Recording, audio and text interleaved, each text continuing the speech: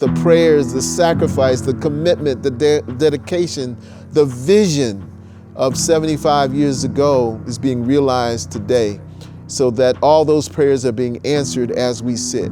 And we've had the privilege, the example, the benefit of being on that cutting edge, Mr. Holton, of leading this program and facilitating the journey for so many that will come after us, to give back to the state of South Carolina in education that it so sorely needs and has always needed.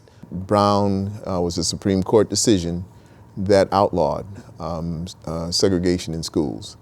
But that's the end of the story for the court case. The court case began right here where we sit in South Carolina. It took several years to reach the ultimate Supreme Court case in 1954, but you have to go back to 1948, 1950, and look at what was going on in education in South Carolina. And again, and I think that's why this is so critical, for the university to really take full charge and really bring this story to light. Again, so we can really find ourselves learning from the history and being able in a position to move forward. And this time in 2022, we can move forward collectively.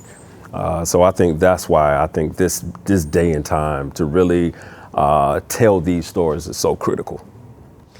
And the sacrifice that was the commitment made by a community to learn. When you date it back to the 1940s, it was recognized that, there was not a lot of people had a formal education. And we think of 1940s like it was 100 years ago. And for many of us, it's still within our lifetime. But there was a fight to learn. And the sacrifice is what that history tells me that the families endured back 75 years ago. They were willing to sacrifice all. And that's what we should never forget about that community that really led us to ultimately the desegregation of schools. And I know that you all, both of you actually, spend a lot of time in that community, a lot of times on 26, we went back and forth. What did you learn as you all were going back in the shadows of yesterday? When we talk about and when we look at education and what education means, the community valued education. And because the community placed a significant value on education, they were willing to do whatever they needed to do for the sake of their children. Again, it wasn't about grandstanding for them or making a name for them, or they didn't position themselves to say, one day I'll go down in history as one of the greatest. That wasn't how they moved. They moved from a place of what we all understand as servant leadership, pure servant leadership. But it was about the greater good of their students, of their children, and everyone in the community. So it's an interesting history, and we can talk more about that, but that was a lesson, that the sacrifice, in fact, to the extent that people lost their jobs, people were threatened, people died. In fact, when you think about Reverend Delane, Reverend Delane, his family, he was a leader in the movement, and his house burned down. They burned down his house, and you see pictures of his house in Summerton, South Carolina, burned out, standing with his wife and his three children at the time.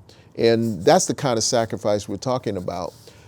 Again, it wasn't just a group of older individuals, feeling like they are fighting for the rights of their children. The children, the young people, the youth participated because they felt like my voice is just as important. My role is just as important in this fight.